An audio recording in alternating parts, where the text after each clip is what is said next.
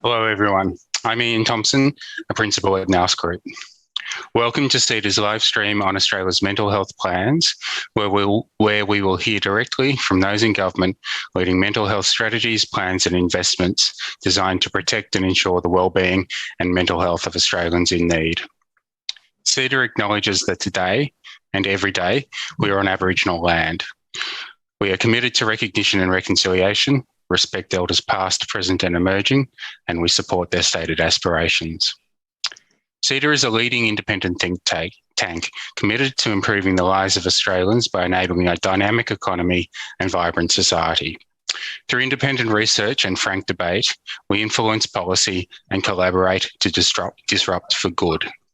To keep abreast of the range of events and discussions on the most important issues impacting Australia's economic and social development, we encourage you to visit CEDA's website, ceda.com.au, where you can also register for upcoming events and access CEDA-produced podcasts, video interviews, and blogs with leading experts and policymakers. Today, as at all CEDA events, you'll be able to interact with the speakers through our Q&A portal, which is available via the link below the video on your screen. You can enter the details by going to ceda.pigeonhole.at and using the postcode health plan, one word, all capital letters. You can also join the conversation on Twitter by using today's hashtag, which is hashtag mental health, and tagging CEDA at CEDA_news. Today's discussion is the first of three that Nous is supporting CEDA to host across the coming months, covering mental health plans, reform, and the future of mental health care. In today's discussion, the Honourable David Coleman MP, Federal Assistant Minister to the Prime Minister for Mental Health and Suicide Prevention, and the Honourable Bronnie Taylor, MLC, New South Wales Minister for Mental Health, Regional Youth and Women, will discuss progress on mental health reform for all Australians. During their lives, almost half of all Australian adults will face mental ill health, and suicide was the main cause of death for Australians aged 15 to 49 years in 2019. The scale and impact of the challenge has been recognised by governments across Australia. In the last 12 months, we've seen major inquiries such as the Victorian Royal Commission into Mental Health, as well as both federal and state governments developing plans and making real provision for mental health reform in their budgets. The Productivity Commission released its inquiry report into mental health in November 2020, concluding that we'd all benefit from an improved mental health system and that to create a person-centred mental health system, Australia needed reforms that focus on prevention and early help, early in the life and early in illness, provide the right healthcare at the right time for those with mental illness, make sure effective services support recovery in the community, and provide seamless care regardless of the level of government providing the funding or service. In December 2020, the National Federation Reform Council responded to the productivity report and agreed to collaborate on systemic whole-of-government's reform to deliver a comprehensive, coordinated, consumer-focused and compassionate mental health and suicide prevention system to benefit all Australians. This is to be achieved through a new national agreement on mental health and suicide prevention to be negotiated through the Health National Cabinet Reform Committee by the end of November 2021. When this agreement is scheduled to be delivered, it will be almost 30 years since Australia's National Mental Health Strategy was first agreed to by all Australian health ministers in 1992.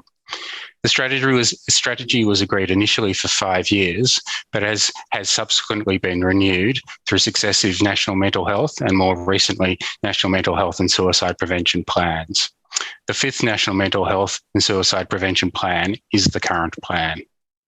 Over this 30 years, significant progress has been made in mental health reform in Australia, but as continued concerns and difficulties experienced by people trying to access mental health services and by those receiving mental health care, as well as the continuing reviews and inquiry into mental health have shown, there remains a long way to go before the elements identified by the Productivity Commission as being needed to achieve a person-centred mental health system are in place. There are a lot of factors that have constrained the progress of mental health reform over the 30-year period of the National Mental Health Strategy. One of these is the complexity of the services and interventions needed to support recovery. In the words of the Productivity Commission, housing, employment services and services that help a person engage with and integrate back into the community can be as or more important than healthcare in supporting a person's recovery. Clinical and community services should be coordinated to create a system of care that promotes recovery. This approach does not fit neatly into the usual portfolio and program structures of government and crosses federal and state and territory jurisdictions and the public, private and non-government sectors. Having whole of system governance and accountability is crucial to developing a balanced and integrated system of prevention, treatment, care and support. This is the challenge that the National Federation Reform Council acknowledged in its commitment to collaborate on a systemic whole of government's reform. As mentioned earlier, today we'll be hearing from two ministers, one at federal and one at state and territory government level, about progress in tackling this challenge to achieve mental health reform. I'd now like to extend a warm welcome to our speakers, the Honourable David Coleman MP and the Honourable Bronnie Taylor MLC, who will be leading this important discussion today. David Coleman will open our discussion and then hand over to Bronnie Taylor. After both have spoken, we will then open the session up to questions and answers. I'll now hand over to Minister Coleman. Well, good afternoon, everyone, and thank you, Ian, very much for your introduction. Before I begin, I'd like to acknowledge the traditional custodians of the lands on which we all meet today. I'd also like to acknowledge all Australians with lived experience of suicide and their loved ones, and all Australians who live with mental ill health. Now, I know that many of you here today have lived experience and who know firsthand why mental health reform is so desperately needed. And I'd also like to acknowledge my New South Wales colleague, Bronnie Taylor.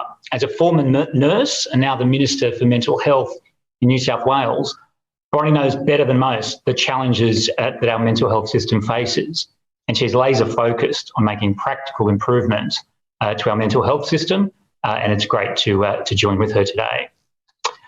I think all of us here recognise that this is not just a health or economic issue, it's a whole of society issue. Mental ill health is the biggest burden of disease among our working age population. 1 in 5 Australians experience a mental health condition each year. About 45% of Australians will experience a mental illness in their lifetime. And suicide, as was mentioned earlier, is a leading cause of death among people aged 15 to 44. Mental ill health affects our workplaces, our schools, our homes. And with recent increases in COVID-19 cases and the necessary steps that have been taken in relation to lockdowns, the Australians facing lockdown are especially vulnerable. We're seeing an increase in calls across our crisis lines with particular pressures experienced in recent weeks. Thankfully, that hasn't translated into an increase in the rate of suicide, but the number of people in distress is a major concern. Beyond the obvious human toll, mental ill health and suicide have a significant economic cost too. And the Productivity Commission put it this way: it's not necessary to quantify the cost of mental illness and suicide to understand the damage they impose on the lives of individuals and the community as a whole. But quantifying these costs helps to identify where reform efforts should be focused. So the numbers matter. And the Productivity Commission estimated that mental ill health costs Australia up to $220 billion per year. Of that, about $39 billion refers to productivity loss each year due to lower employee participation, absenteeism and presenteeism for people with mental illness. And of course, in addition to the PC, Christine Morgan, the National Suicide Advisor, provided an important report to government last year. More than 3,000 people made submissions to her inquiry, and more than 1,000 submissions were made to the Productivity Commission. And we've learned from these many thousands of accounts of the need to take a broader view of mental health reform. We need to act earlier, we need to get better at prevention, and we need to get better at education and screening. We need a system that's better linked up with physical services. And most of all, we need a system that treats people with care and compassion. The government supports the 21 recommendations from the PC report and the 8 recommendations from Ms Morgan's advice. And we've taken very important first steps towards implementing these recommendations, beginning a new era of mental health reform. Now, as many of you would be aware, in the budget, we announced a major $2.3 billion package, the largest single Commonwealth investment in mental health and suicide prevention in our nation's history. It is putting $1.4 billion directly into delivering better care, including through 57 new multidisciplinary health centres, encompassing adult health, head to health centres, headspace youth centres, and head to health kids centres. Head to health will become a major network of centres across the country where people can go to get help. Multidisciplinary teams will be based in these centres to keep people out of hospital, reduce wait times, and help connect people with the services they need. We're also investing in a major digital platform, also under the Head to Health brand, so that many more people can get access to mental health support online. In time, this platform will become a central part of our mental health system. And we're providing $158 million for care for people who have been discharged from hospital after a suicide attempt. The Productivity Commission found that only about half of people get follow-up care at the moment in that situation. That should be 100%. And we want to work with the states and territories to make that happen. The budget's also providing more funding for address eating disorders, as well as universal perinatal mental health screening. And that's in addition to the more than $500 million investment dedicated to COVID-19 mental health support.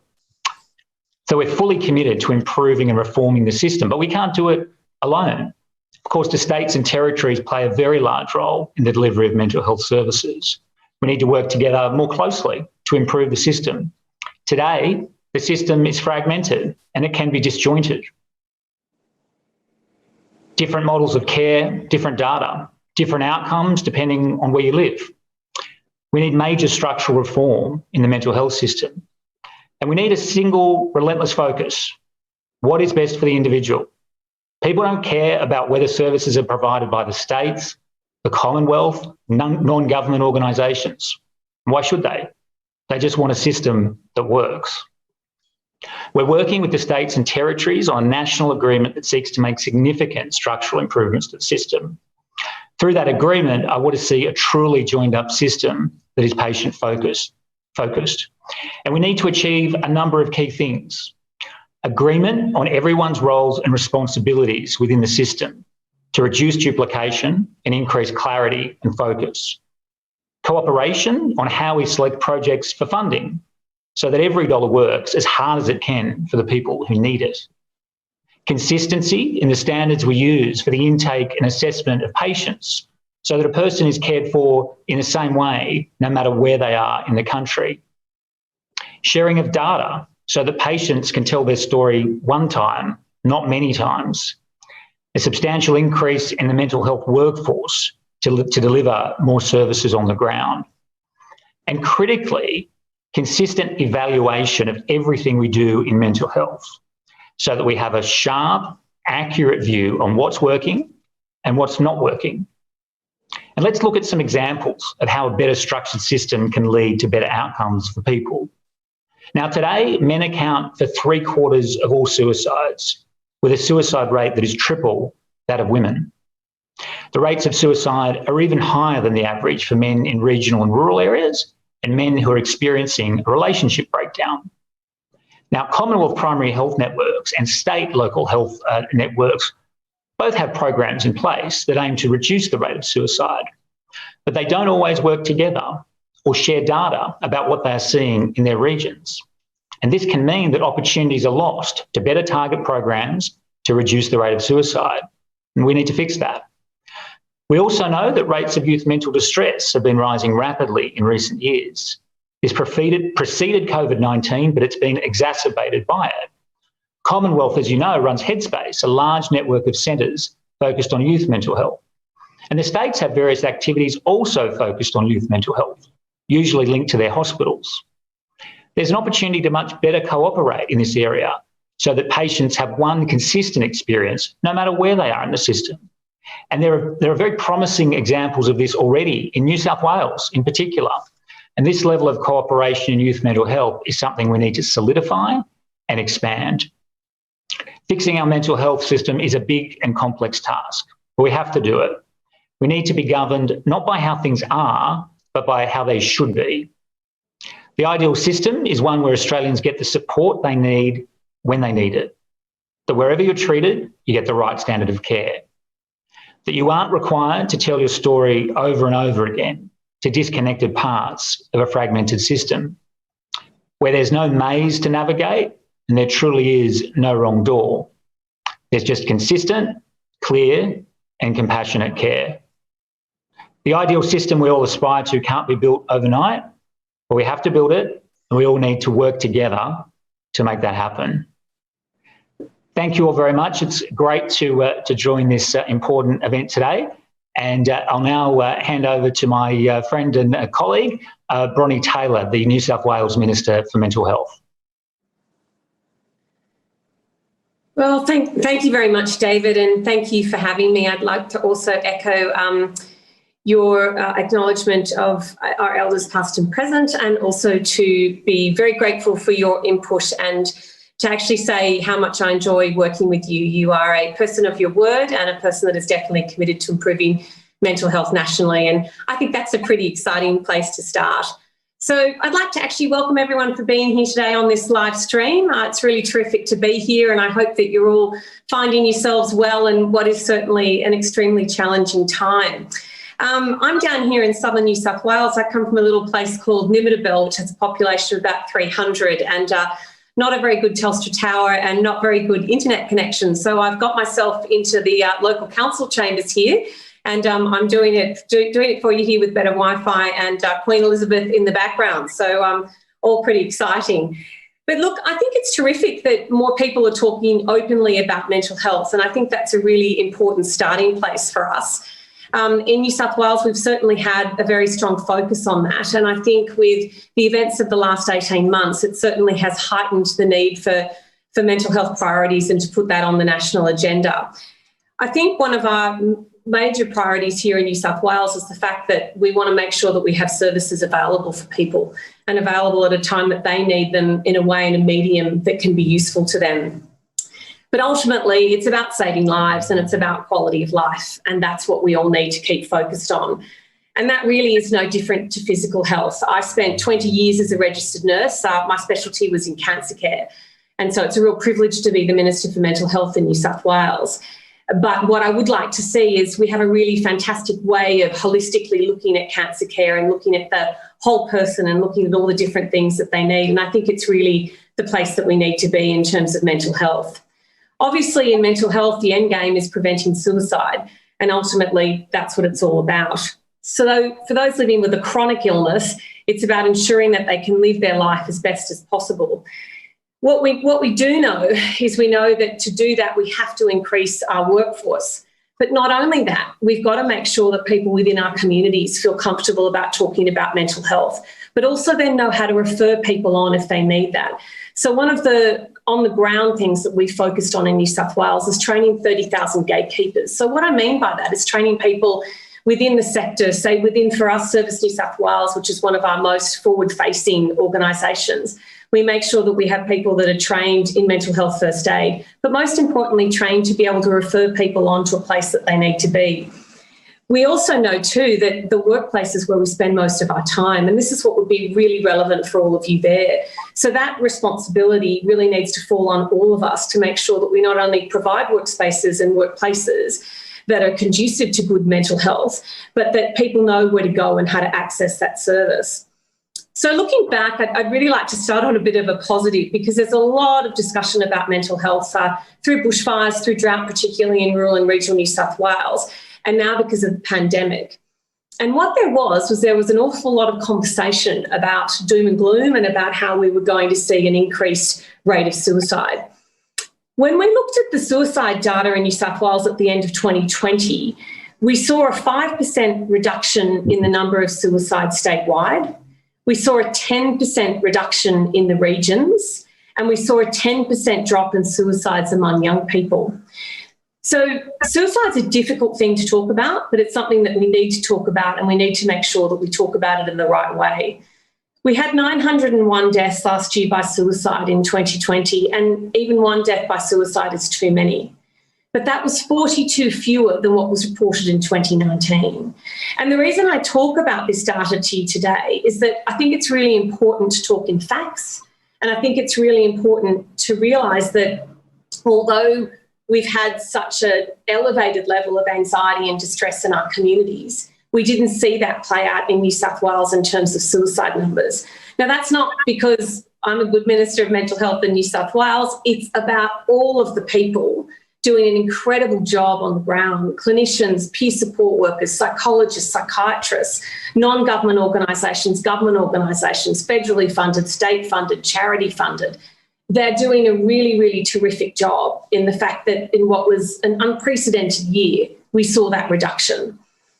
So what we've also known is that we've also seen that reduction in the last decade in suicide in New South Wales. And I think that that's something that demonstrates that we do have some effective services that are going in, and we have a very good outlook on that. But most importantly, I think when we talk about things like Lifeline and increased calls, so the last 10 days, Lifeline has seen the highest number of calls ever recorded. Yesterday was actually their highest day, 3,505 calls.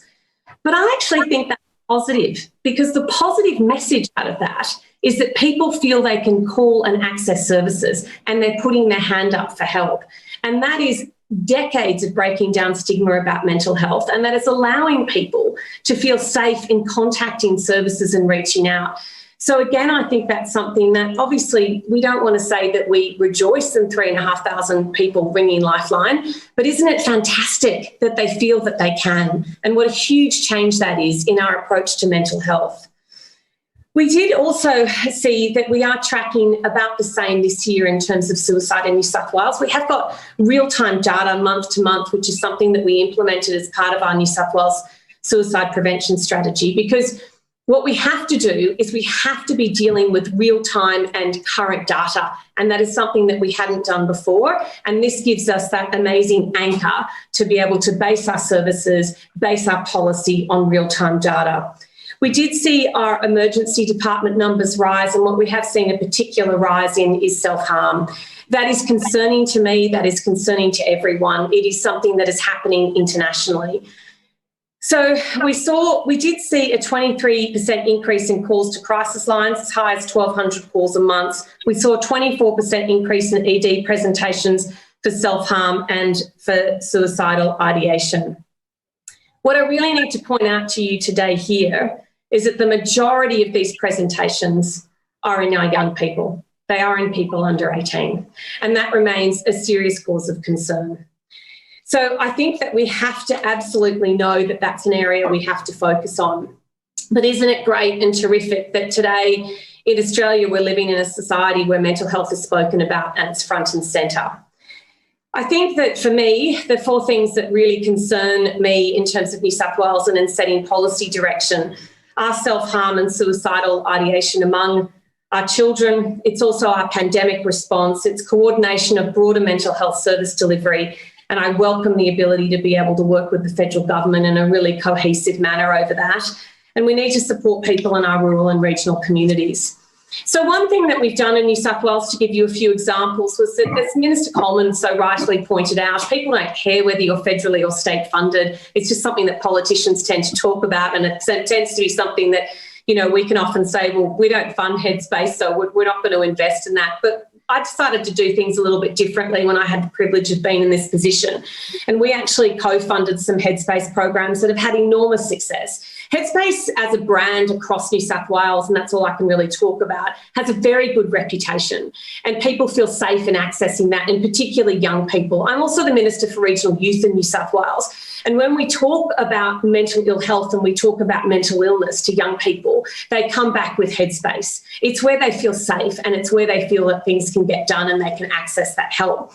So we partnered with them. We've run parenting programs, which have been a huge success, about teaching parents how to speak to their young people in this time where things are so uncertain and they feel very vulnerable.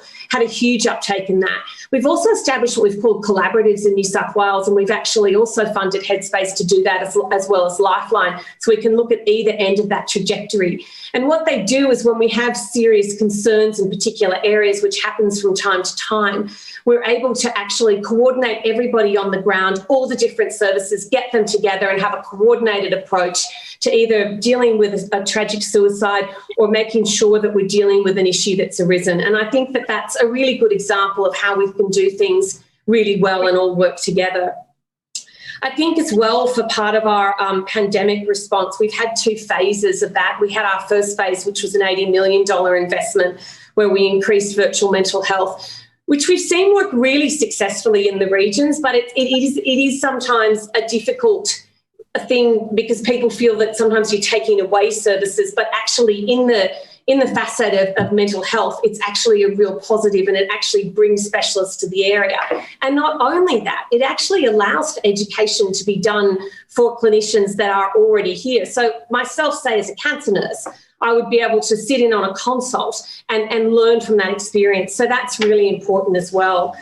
I think too, it's all about creating a web of support around people and our young people. And we're doing that with reintroducing school nurses into our system in New South Wales. We've got youth safeguard teams as well, which we're working very hard on. And I think that that's going to be very focused on young people and adolescents. And I think that's somewhere that I think it's been demonstrated we have to do. I mentioned at the beginning of my talk that last year our emergency departments handled nearly 13,000 presentations of young children under 18 for suicidal harm and suicidal ideation. It's alarming, but I'd like you to consider this, and this is what I'll leave you with. In that same year, with 13,000 presentations, we had 30 suicides in this age group, which was indeed a tragedy. But we had 13,000 presentations to our emergency department. That's 13,000 presentations of people in acute distress. And it's a real testament to the efforts and the ability for our mental health system to cope and to manage and to be able to help these people. I think it tells us that our children are vulnerable, and it tells us that people are vulnerable, but it also tells us there is much hope. And I think that we've come a long way in mental health care, and I think we have a long way to go, but I'm really excited that people are talking about it. I'm really excited that there are services out there. And I would implore anyone at any time, if you need to seek some help, to please put your hand up. Because one thing we do know as well is that over 50% of suicides, people have never contacted a health service, never. So if we can do that one intervention, that one phone call, that one cup of tea, or that professional intervention, we can save lives. Thanks very much for having me today, and I look very forward to the Q&A. Thank you. Thank you, Minister Coleman, and thank you, Minister Taylor. We'll now open up to audience questions and answers. Just a reminder, you can post your questions to the speakers through our Q&A portal, which is available via the link below the video on your screen. You can enter the details by going to ceda.pigeonhole.at and using the passcode healthplan, one word, all capital letters. You can put forward questions at any time, and we'll endeavour to answer as many as possible during the 30 minutes that we have available today. You can also vote for questions that interest you, and questions with higher numbers of votes are more likely to be asked. To get the ball rolling, though, I'll ask 2 questions, one to each of our speakers. And the first one is for Minister Coleman. And I'm interested in your views, Minister. Given the history of attempts at reform in mental health in Australia, how do you think this current focus and the current efforts will achieve progress where perhaps other efforts haven't? Yeah, look, I think one of the really important points, to touch on what Bronnie said, is that the realisation across society of the absolute criticality of mental health and mental health reform is higher than it's ever been.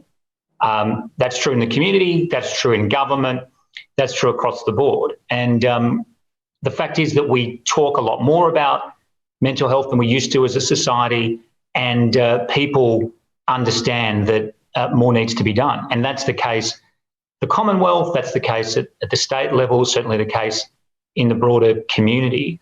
So My view is that there's very good goodwill across the decision makers on the need for mental health reform. And there's some very, very practical things that we can do in terms of cooperating better on how we commission services, on how we evaluate programs to make sure they work, on how we share data to make sure the system functions as efficiently as possible. There's a whole range of things that we can do and that we should do, and that I'm very confident that we will achieve. So it comes down to the will, and I think there's a very strong will to make this happen. Thank you, Minister. And my question to Minister Taylor, and you talked about the pressure and the crises and emergency department presentations, and this has long been an issue for mental health, the extent to which care is seen to be a crisis-driven response. What's your view about how the system can move that focus and actually start providing support and intervention prior to people experiencing a crisis? Yeah, look, I think, when we talk about those emergency department presentations, they certainly are people coming in at that crisis point, but there's a lot often that happens well before that. And that's why I mentioned as well the fact that, 50% of people who will attempt a suicide have never, ever contacted a health service. So that means that they've never, felt that maybe they had a mental health issue, or they felt that they couldn't contact the service, or it's just been one episode for them and it's been a crisis episode. So I think we need to be really clear about that. I think for me as well, having been a nurse, I'm really, really proactive about prevention and about early intervention. And that's why in New South Wales we've invested heavily in the Tresillian services and the Gidget Foundation, because Tresillian, so you think of your early childhood nurse and you've had a baby and you think that you've never had a history of mental illness, but after you have a child, you actually have a much higher chance of having mental illness. But you're tired and you're exhausted and you're vulnerable and it's amazing and it's this wonderful experience, but it's really challenging. If you can go to an early childhood nurse that you trust and you can say, you know what, I'm just beside myself, I can't, I'm not getting enough sleep, I'm not doing this, and we can intervene early to make sure that you're going to have a really positive experience and that you feel really supported, or even more so if you present and you are having thoughts of suicidal ideation, self-harm for you, if we can get to you then, we can stop that. And if we can get to you at a point where, you are starting to have escalating levels of anxiety, we can perhaps prevent that from turning into a very debilitating mental illness. But it also is the case for someone who has an acute diagnosed mental illness. And we have to make sure that we can manage them in the best way possible and keep them out of the emergency department, because the emergency departments, they're really chaotic, crazy places, as many of you would know, and they're not conducive to good mental health outcomes. But what we know is that if we can do that, we can have those conversations, we can invest in early intervention. And, when we first implemented this school nurse program, and can I say that all came about from 3 school nurses. And I live down here in Coomera, where Snowy Hydro is a really big employer and an organisation that we love deeply in our community. And I went to them because I'd been a McGrath breast care nurse and I love a bit of public-private partnership. And I had a meeting with a senior person there, Gabrielle Curtin, and I said to her, look, I think this is really I think this is really a good thing. And she backed me, and they funded 2 out of those 3 nurses for us in New South Wales. The results were that the majority of young people and families that the nurses were seeing were people that identified as having mental health issues.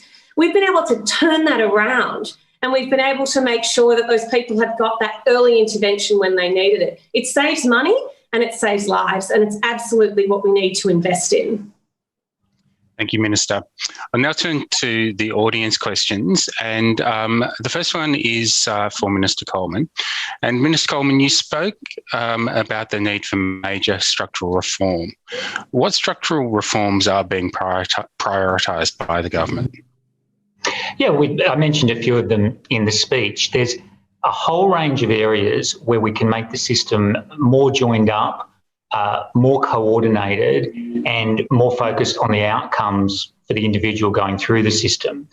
So it is things like measurement and evaluation, doing that consistently so we can very clearly determine what's working well, what's not working well.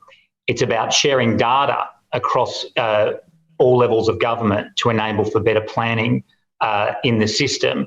It's about consistent assessment of patients through a consistent intake and assessment process, so that, again, we're all on the same page as to how we see people coming through the system.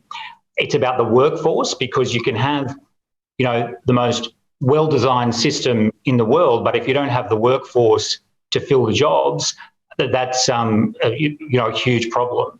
So it's about working together in terms of a workforce and a range of other issues. But there are so many things we can do to cooperate at the level of government. I mentioned also in the speech about what we call regional commissioning, so how we actually plan for service delivery on the ground.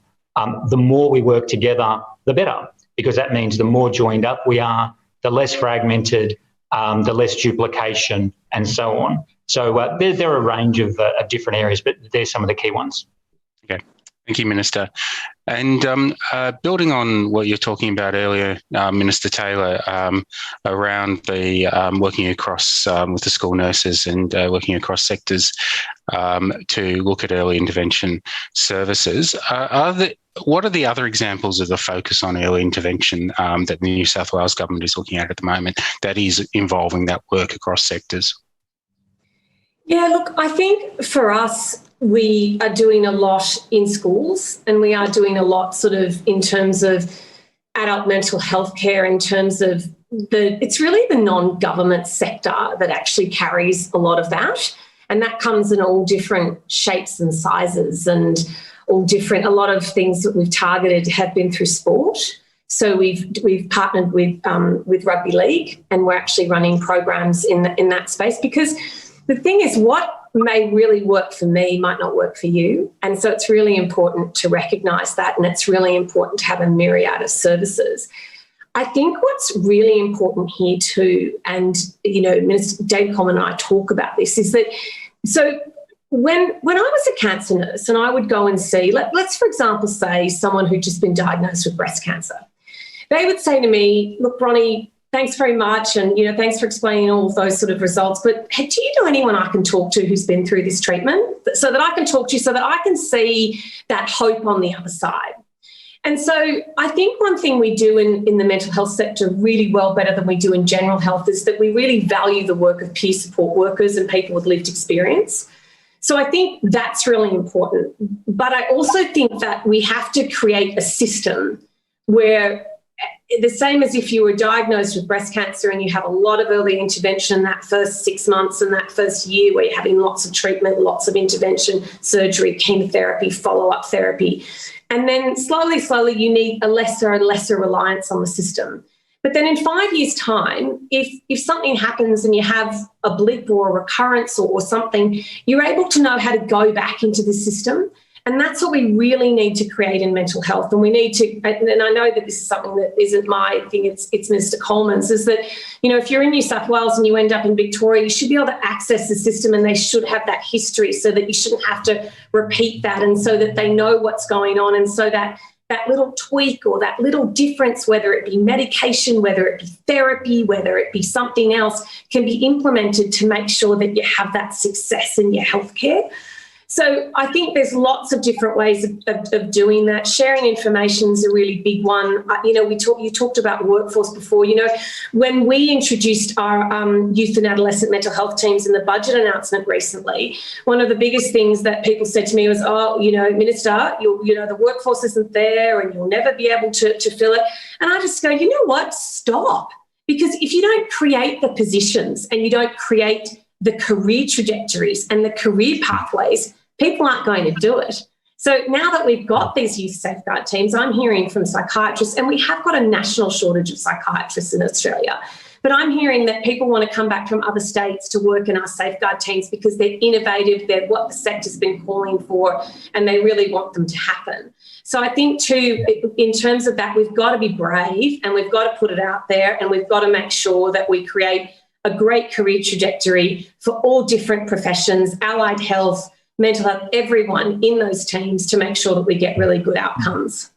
Yeah. And can I just add a couple of things on there? So just completely agree with what Bronnie said around workforce. I mean, the truth is that there are going to be huge opportunities in the mental health workforce for many years to come. You know, the level of investment you're seeing from the Commonwealth and from the states, and the absolute need for the growth of that workforce means that there are going to be huge opportunities in mental health as a career. So really, encourage anyone who's thinking about mental health as a career to really strongly consider it, because there'll be great opportunities and it's much needed. And then the other second thing, just to add on early intervention and prevention, is the importance of digital. So obviously we've got, a lot of people, particularly younger people, the first place they go when they want to find out more about mental health supports or issues is online. And so one of the things that we announced in the budget was the creation of this major new digital platform under the Head to Health brand. And the first beta version of that new site will launch early next year. And we think there's a huge opportunity to use digital even more than we already do to help people, particularly at that early intervention stage, so that hopefully we can assist people early so that things don't progress further, and then they don't require that service that support in more acute settings, because we want to try and assist them early through digital and other means wherever we can. Thank you, Minister. And for the next question, and I'll ask this to both of you, and I might start with Minister Taylor and then move on to Minister Coleman. There's a lot of talk about the missing middle in terms of people who are not sick enough for acute care, too sick for the primary care system, and that there is a gap there, and there's particular focus at times on young people there. I'm interested in, and Minister Taylor, you spoke about the headspace services as an element of this.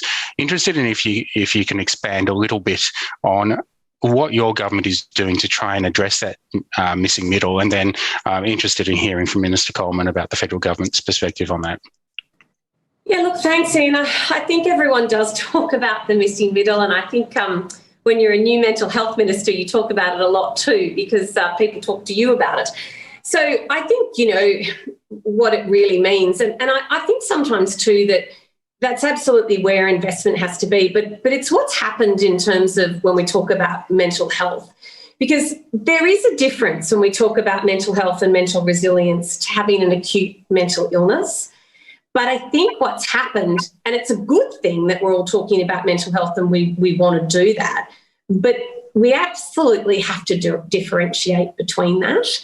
And I think as well that when people have heightened levels of anxiety and have heightened levels of just feeling a bit out of control, not sleeping well, all of those things, as a nurse, we call them activities of daily living. So not being able to perform those sorts of things. I think then people get caught up in having a mental health diagnosis when they actually haven't got a diagnosis. So that missing middle too of those sort of episodes where it's affecting your ability to live, but you're not needing an admission to a mental health ward. And I think what's happened too is that, and we saw that in New South Wales, and we had a big review into our mental health facilities, was that it's not the way of the future. The way of the future is to treat people in community, and we've been able to do that over the years with the breakdown of stigma, etc.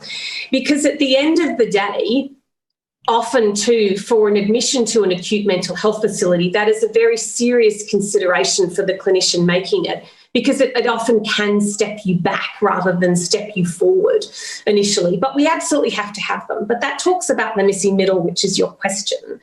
And I think that the non-government sector plays a really, really big role in this, and a lot of those are funded by the feds through the primary health networks.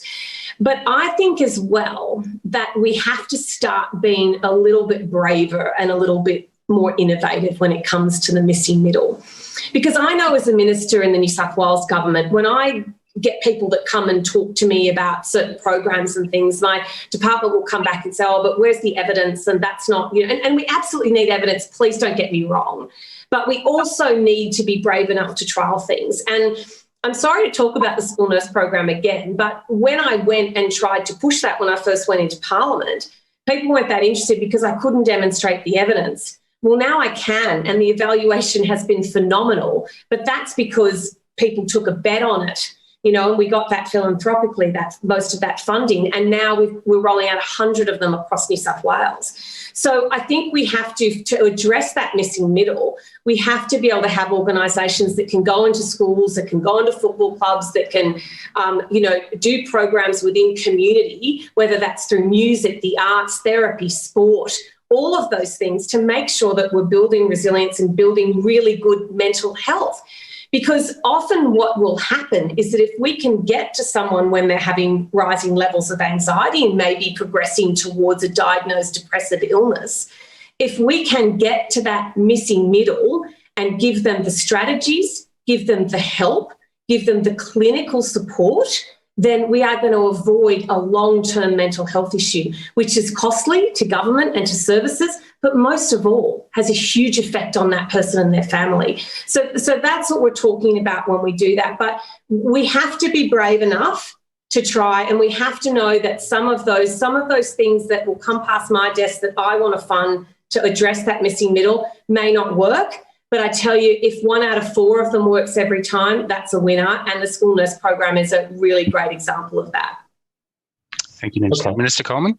Yeah, thanks, Ian. Look, I think in terms of the missing middle, it is a very real issue and it's a very serious issue. And as you say, it's people who need more than is traditionally available through the existing primary system, but aren't in such a severe situation that they need to be hospitalised or access a more acute environment. And in the budget, we invested about $800 million into this issue. And the way I think about it is this exists at the level of adults, it exists at the level of youth and adolescents, and increasingly we're also seeing very younger kids who need more support, who broadly fit into that missing middle.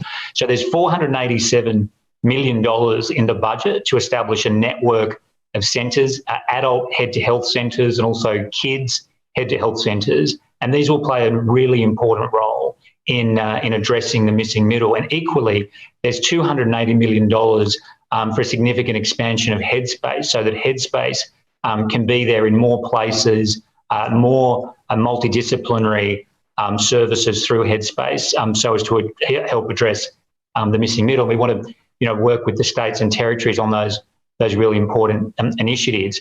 Another key thing I think in the missing middle is that notion of team-based care.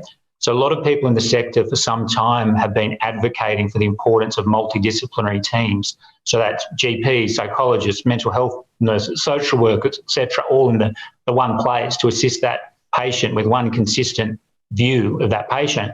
And that's what we're doing in this model. So these will be multidisciplinary teams, and we think they'll make a significant improvement to what is a really significant issue. Thank you, Minister. And I might stick with you for the next question as well, and that is what the status is of development of the new national agreement, and whether or not we're on track to see it agreed by November this year. Yeah, well, look, we continue to have really good discussions with all the states and territories, and yeah, I'm certainly very optimistic about the national agreement. And we need to have a national agreement that it delivers real structural reform, because I don't think there's a single person in the system who's saying that it can't be improved. I mean, clearly we all agree that it can be improved, and so many of those opportunities lie in that structural cooperation around things like measurement evaluation, around data, around the way we commission services. There's a lot of good things going on in the states and territories. There's a lot of good things going on in the Commonwealth. There's a lot of good things going on in NGOs, but I think we all agree that we can better coordinate the plan and deliver those services. So yes, I'm very positive about it, and having good conversations with the states and territories. Thank you, Minister. And you've got another question that's for both of you, and let's start with Minister Taylor in this instance. And it's about how both your governments are tracking towards your response to the Productivity Commission's recommendation, and what's the status of those responses. Yeah, look, I think in New South Wales, obviously I'm going to be a bit biased and say that, I think we're ahead of the game. But, you know, when we look at a lot of that, we look at the fact that New South Wales already has a suicide prevention strategy. We look at the fact that New South Wales already has real-time data in terms of suicide so that we can match that.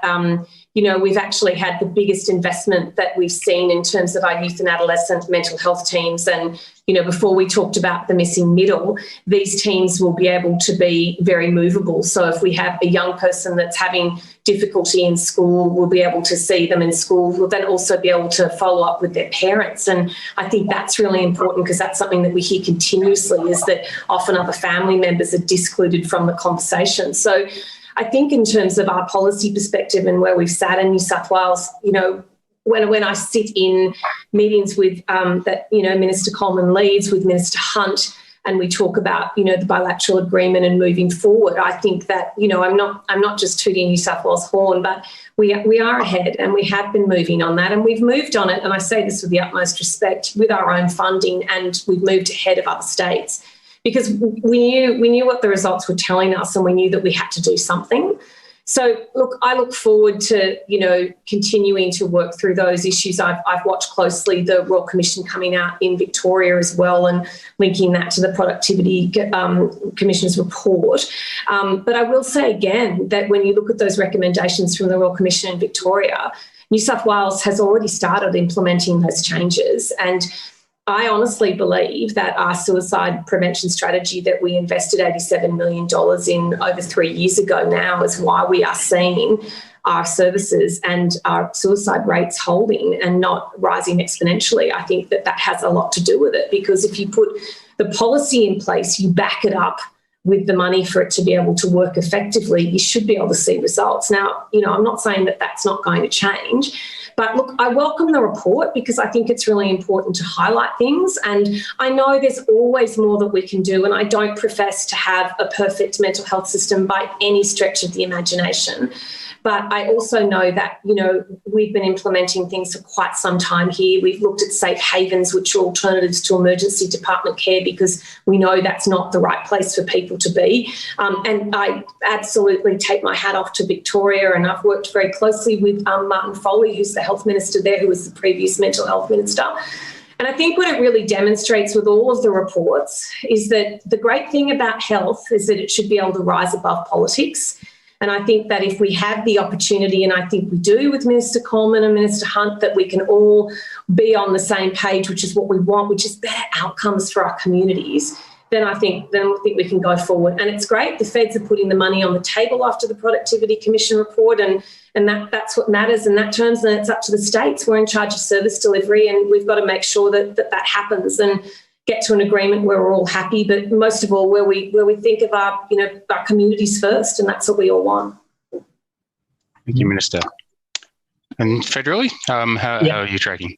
Yeah, thanks, Ian. So we support all 21 recommendations of the Productivity Commission, and a number of those things I've spoken about today are actually in response to the Productivity Commission. So, for instance, the digital platform is one of the really key insights of the Productivity Commission about effectively the need for more to be done and the huge opportunity in digital. So we're investing very heavily in that, and we completely agree with the Productivity Commission.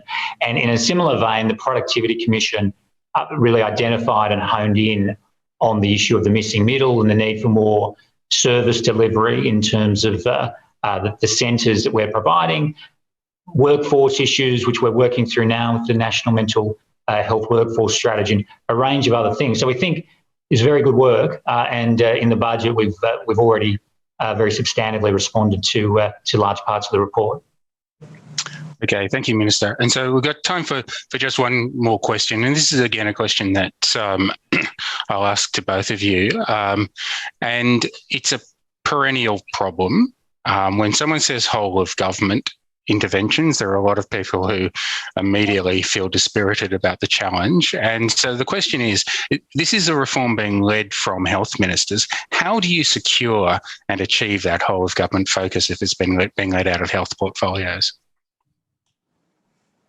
Sure, I'll take that first if you like. I mean, I think as I said before, it really comes down to will, because it's absolutely within the capacity of all of us to work on the key issues. And I work very closely with health, and of course the majority of issues that we're talking about today do relate specifically within the health portfolio, but not all of them do. There are other issues in terms of areas like social services, in terms of employment, and in terms of education, range of other issues that are really important. And certainly at a federal level, I'm talking with my colleagues about those issues regularly. So I think whilst the majority of activity is through health, it's not all through health, and I think there's opportunity to do a range of things through this process. Thank you.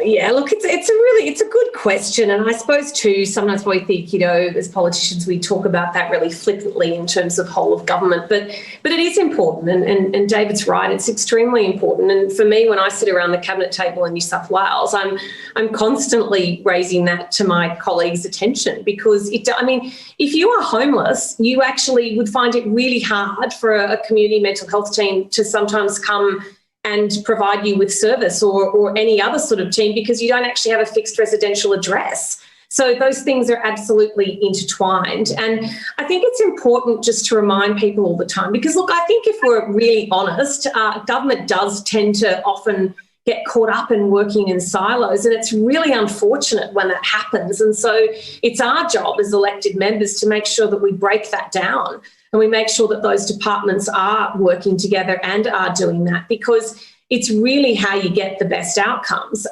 Does it work all the time? Absolutely not. And, are there times when I find out that something happening in some other portfolio that directly affects mental health? Yes. But, I make sure I go and I bang down that door and I sort it out. So I think it's that constant thing. And I think it happens. I think, to be fair, everybody always, I think, believes, particularly when they work in the social services sector, they go in with the right intent. But then I think people get very consumed by their own areas of work and their own focus. But then when you talk to them, or you talk to someone, when you're talking about drug and alcohol policy, you can't talk about drug and alcohol and not talk about mental health, because it's often very, very intertwined, not always, but more often than not. So I think that's our job as elected members, to make sure that that's constantly the focus and constantly what we're looking at to break down. And I think too, what we're seeing, and I think mental health actually does it better than the general health sector, I can say through experience, is that, we do actually value all of those things together, because we know that intrinsically they have a really big effect. And I think as well, sometimes with health, which is, a very, very big department, in New South Wales and across the country. But I think until we're able to do that successfully, and I think it will always be a challenge, but it's always important, because all of those things have some type of factor on everything else. So, definitely a challenge. Definitely sometimes I think, people think, oh, here they go again talking about, all of that. But it's important. And I think if you keep talking about it, it just gets better and better in terms of being able to make sure that it works together and cohesively. Thank you, Minister. And that, unfortunately, is all that we've got time for this afternoon. And apologies for those who asked questions that we were unable to get to. Particularly like to thank our participants today, the Honourable David Coleman MP and the Honourable Bronnie Taylor MLC, for your insights and your discussion and your responses on this incredibly important subject. I'd also like to thank all of you in the audience for your time and participation, and to remind you that the discussion has been recorded and will soon be available on the CEDA website to rewatch and share with your colleagues and network. The last thing just is also a reminder that you can keep up to date on CEDA's program by visiting ceda.com.au and registering for the upcoming live streams via the website. The next one is on Friday the 3rd of September, which is a report on aged care workforce challenges, followed by one on women who lead and advocating for the vulnerable. And next in our mental health series on the 23rd of September, mental health reform with the Honourable Julia Gillard AC. So, as I said, that's all we've got time for today. Thank you, everyone, for your participation, and have a good day. Thank you. All clear. Thanks so much.